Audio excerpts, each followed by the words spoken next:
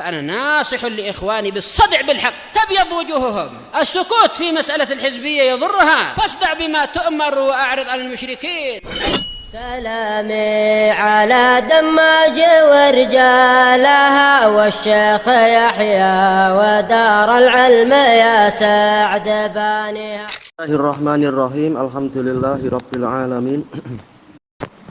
Asyhadu an la ilaha illallah wahdahu la syarikalah wa asyhadu anna Muhammadan abduhu wa rasuluh. Allahumma shalli ala Muhammadin abdika wa rasulik wa ala alihi wa ashabihi ajma'in, amma ba'd. Ada apa itu di dalam pembahasan takwil mimpi itu yang tidak dibahas oleh Imam Ibnu Katsir di sini. Wallahu alam, apakah disebutkan di dalam tafsir beliau? Ana tidak seberapa ingat, tapi disebutkan oleh Ibnul Qayyim rahimahullah dalam I'lamul Muwaqqi'in, yaitu apa keterkaitan antara lembu-lembu dan juga apa itu mayang-mayang atau tangkai-tangkai dari gandum. Kata beliau bahwasanya, kata Imam Ibnul Qayyim, mimpi yang di situ adalah lembu, maksudnya adalah untuk mengendalikan, untuk mengatur dan memperbaiki tanah. Sebagaimana lembu itu adalah untuk membajak tanah, maka disuruh untuk betul-betul memperbaiki pertanian untuk menghadapi situasi yang sangat berat pada 7 tahun yang setelahnya lagi itu. Betul-betul pertaniannya dikuatkan dan sebagainya. Lalu Ibnul Qayyim mengatakan, selalu kalau mimpi melihat lembu itu maknanya adalah kebaikan, perbaikan, untuk kesejahteraan. Sebagaimana tatkala Nabi SAW beliau menjelang apa itu namanya perang Uhud, beliau bermimpi melihat beliau memakai baju besi, kemudian pedang beliau ada rompal, ada apa istilahnya itu, sumbing apa sumbing ya. Dan beliau melihat ada beberapa lembu yang disembelih. Maka kata beliau, ini menunjukkan yaitu musibah yang dialami di waktu perang Uhud dan Nabi berlindung di Madinah, yaitu makna lembu-lembu yang disembelih adalah beberapa sahabat yang mati syahid. Nabi menafsirkan macam itu. Kenapa? Kata Ibnul Qayyim, karena lembu itu menunjukkan kebaikan, sebagaimana sahabat itu adalah menyebabkan bagusnya agama umat ini. Nah, demikian pula gambarannya, yaitu lembu yang memperbaiki keadaan tanah. Nah, beliau mengaitkan perkara-perkara tadi itu semua. Baik. Itu dibahas oleh Ibnul Qayyim tatkala menyebut-nyebut cerita Nabi Yusuf tadi, mimpi dari si raja itu. Baik. Kita lanjutkan pembahasan di muka surat 483. Yang tentang mayang yang hijau dan mayang yang kering ini, mayang ini tidak memakan satu antara sama lain. Kalau dalam ayat nggak disebut ya memang ya. Cuma wallahu alam, dohirnya adalah menunjukkan nanti 7 tahun pertama mayang yang ini, 7 tahun kedua situasinya yang itu. Wallahu alam. Tapi yang lembu sahih. Iya, karena ayatnya yakulna gitu ya. Untuk yang mayang tidak disebut. Kecuali kalau sekedar atof, wallahu alam. Di sini Ibnu Katsir tidak menegaskan kan apakah mayang ini memakan mayang yang itu, enggak disebut ya. Baik, lima yatawaqqa'u min husulil khalal. Kenapa beliau meminta agar dijadikan sebagai pengawas perbendaharaan Mesir? Karena beliau khawatir akan terjadinya kecacatan, terjadi cacat fima ba'da mudhiyi sab'i sini al-khisab. Khawatir akan terjadi kecacatan di dalam pengaturan setelah berlalunya 7 tahun yang subur. Liyang dzurafiha, agar beliau memperhatikan di tahun-tahun itu bima yurdillah, dengan apa yang akan mendatangkan ridha Allah, bukan untuk mengisi poket sendiri. Fi khalqih, pada makhluknya, min alihtiyati lahum, yaitu kehati-hatian di dalam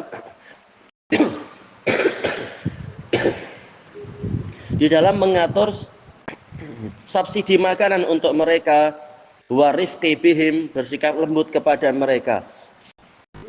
Wa akhbaral malika annahu hafidh. Beliau mengkhabarkan pada raja bahwasanya beliau ini adalah hafidh, qawiyun ala hifdzil maladai. Dia kuat untuk memelihara apa yang ada di hadapannya. Aminun alaih, terpercaya dalam masalah ini.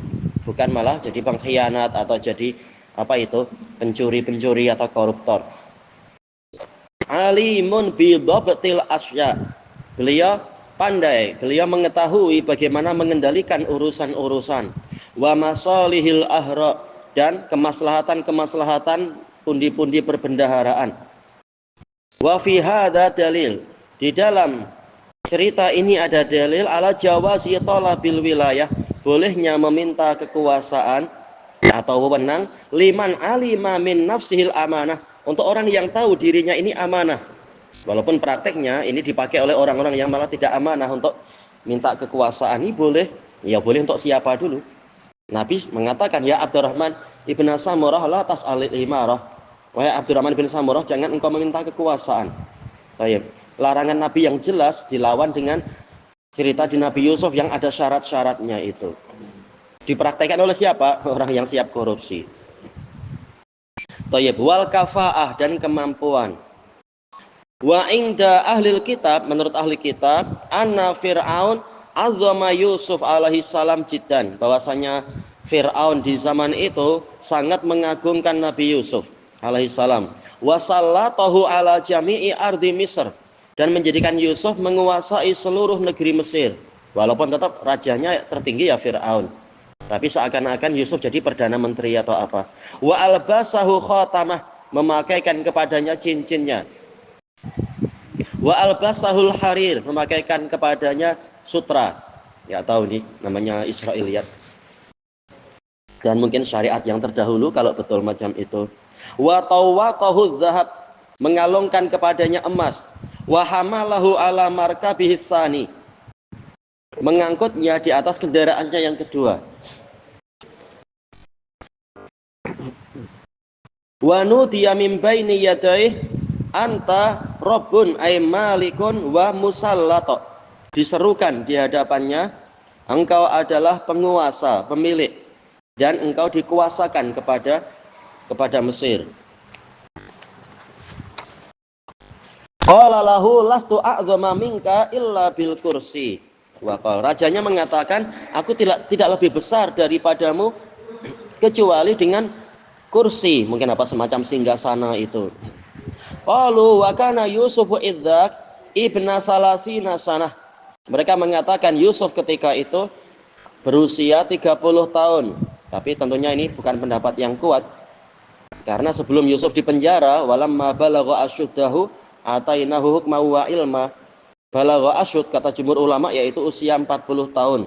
Keumuman para nabi diangkat sebagai nabi adalah usia 40 tahun. Gimana setelah dipenjara sekian lama masih 30 tahun? Ini tidak tepat. Keumuman nabi kecuali Nabi Isa. Wa zawwajahu imra'atan 'azimata sya'n.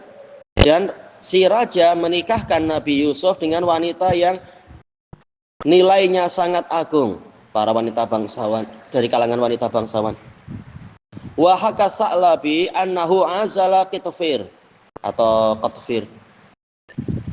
As-Sa'labi menceritakan bahwasanya si raja menurunkan si qatfir an wadhifatih dari pekerjaannya. Wa wallaha Yusuf, menjadikan Yusuf lah yang memegang kekuasaan tadi. Apakah kekuasaannya sama? Enggak tahu, namanya tambahan cerita. Kementeriannya sama, bidangnya sama. Wakil ada yang mengatakan innahu lamma mata zawajahu imra'atahu Zulaikha, katanya macam itu. Tatkala Qitfir mati, maka si raja menikahkan Yusuf dengan istri Qitfir, yaitu Zulaikha. Fawajadaha adra, dia mendapati Zulaikha itu masih gadis. Cuma usia berapa berarti? Yusuf ditemukan dan dirawat dalam keadaan masih kanak-kanak, sampai kemudian usia 40 tahun, sampai kemudian keluar dari penjara dan sebagainya. Berarti Zulaikha umur berapa? Ya, namanya Israiliyat, tak tahu. Tapi memang itulah yang dinukilkan banyak-banyak oleh Al-Qurtubi dan lain-lain. Wa anna zaujaha kana la ya'tin nisa, dan bahwasanya suaminya itu tidak mendatangi wanita. Tapi kenapa kawin? Ya mungkin untuk status kebangsawanan ya, malu kalau tidak menikah. Padahal apa, dia adalah menteri atau apa misalkan. Fawaladat li Yusufa alaihissalam rajulain. Zulaikha melahirkan untuk Yusuf alaihissalam dua anak lelaki. Wahuma Afrasim, gitu cara bacanya tak tahu. Afrasim wa Minsya. Qal wastausaqa li Yusufa mulku Misr. Kekuasaan terhadap Mesir itu semakin kuat untuk Yusuf. Wa amila fihim bil adl. Dia bekerja pada orang Mesir dengan penuh keadilan. Wa ahabbahur rijalu wan nisa. Para lelaki dan perempuan menyayanginya. Wa haka, ini dohirnya siapa lagi? Apakah masih tadi As-Sa'labi menceritakan anna Yusuf kana yauma dakhala alal malik. Yusuf tatkala di hari dia masuk kepada raja, umruhu salasin, umurnya 30 tahun menurut cerita itu. Wa annal malik khatabahu bi sab'ina lughah. Rajanya mengajak bicara dengan 70 bahasa. Ujian berat. Waduh. Bahasa Jawa juga enggak, tak tahu. Ada cerita gitu-gitu. Bahasa British, bahasa Jerman juga tak apa. Ada tambahan-tambahan macam itu. Ujian berat. Wa kullu dzalika yujawibuhu bi kulli lughatin minha. Itu semua dijawab oleh Yusuf dengan masing-masing dari bahasa tadi. Dijawab dengan bahasa yang sama. Fa'ajabahu lidzalik. Maka si raja merasa kagum dengan itu. Ma'ahudasati sinnih, padahal usianya masih muda. Iya, bila dia belajar 70 bahasa atau lebih untuk Yusuf menurut cerita itu. Wallahu a'lam. Wa qala Allah Ta'ala wa kadzalika makkanna li Yusufa fil ard. Demikianlah kami berikan keleluasaan dan kekuasaan untuk Yusuf di bumi, yaitu di negeri Mesir. Yatabawwa'u minha haitsu yasha. Dia tinggal dimanapun dari negeri itu yang dia kehendaki. Ai ba'das sijn, setelah penjara, wadhiq, setelah kesempitan, wal hasar, pembatasan, sara mutlaqar rikab. Jadilah dia orang yang bebas rikab sih sebenarnya itu ya, kendaraan, bebas berkendara kemanapun. Bidiyari Misr, di negeri-negeri di Mesir. Yatabawwa'u minha haitsu yasha. Dia tinggal dari negeri Mesir itu sekehendak dia. Aina yasha'u halla minha. Dimanapun dia kehendaki, dia turun di situ. Mukraman, dia dimuliakan. Mahsudan, didengki. Mu'azzaman, diagungkan. Nusibu bi rahmatina man nasya. Kami berikan dengan rahmat kami orang yang kami kehendaki. Wala nudhi'u ajral muhsinin, dan kami tidak menyia-nyiakan pahala orang yang berbuat kebajikan. Ai hadza kulluhu min jazaillah. Ini semua bagian dari pahala Allah, wasawabih, dan ganjarannya lil mukmin, untuk orang mukmin. Ini baru di dunianya. Kemudian Allah akan mengingatkan di akhirat lebih baik lagi. Ma'ama yadakhiru lahu fil akhirati, disertai dengan pahala yang Allah simpan untuknya di akhiratnya. Minal khairil jazil, berupa kebaikan yang banyak, wasawabil jamil, dan pahala yang indah. Walihada qal, maka dari itu Allah mengatakan wala ajrul akhirati khairul lil ladzina amanu wa kanu yattaqun. Dan sungguh pahala akhirat itu lebih baik untuk orang-orang yang beriman dan senantiasa bertakwa. Allah mengingatkan di dunia tidak akan tersia-sia, di akhirat lebih bagus lagi. Wa yuqal, dikatakan inna atfir, ya memang namanya entah Kitfir atau Atfir atau siapa, zauja Zulaikha kana qad mat, dia sudah mati.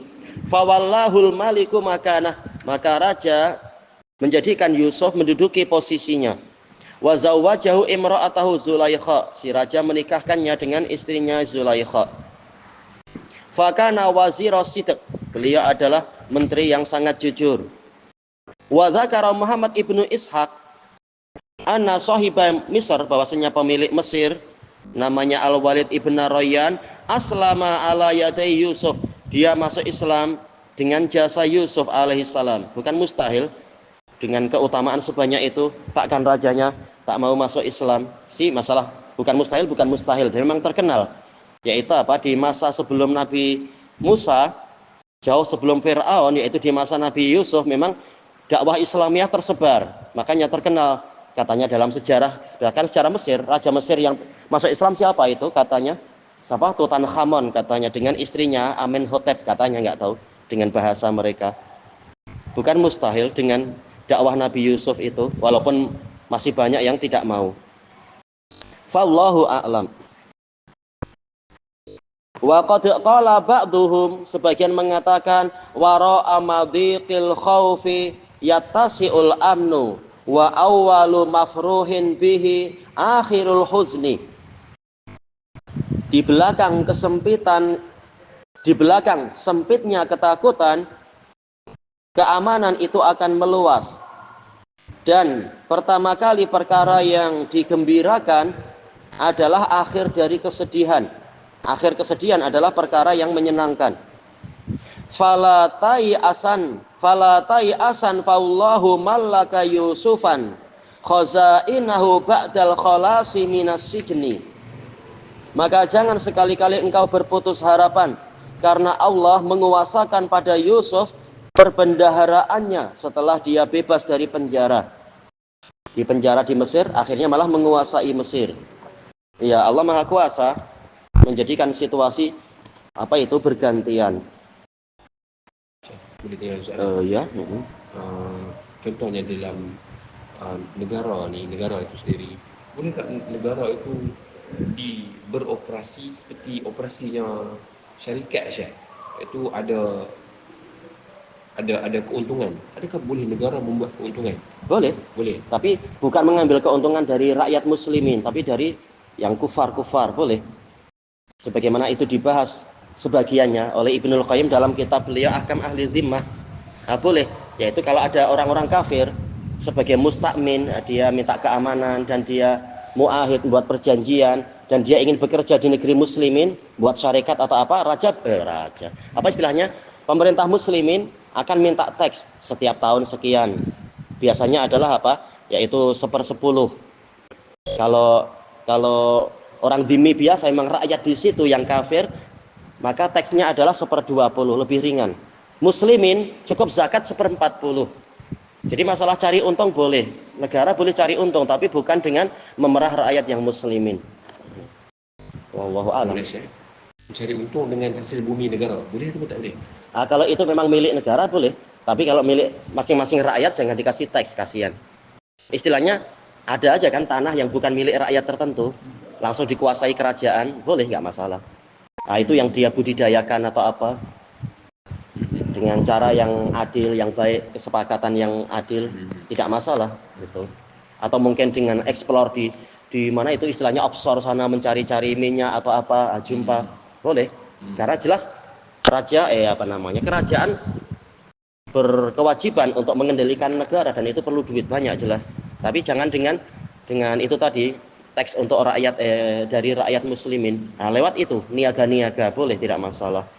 Menyimpan duit pun bolehlah, negara itu menyimpan. Itu jelas. Bolehlah. Di zaman Nabi pun ada simpanan, ada sahabat yang ditugaskan untuk menjaga simpanan-simpanan. Boleh. Ilahuna wallahu a'lam.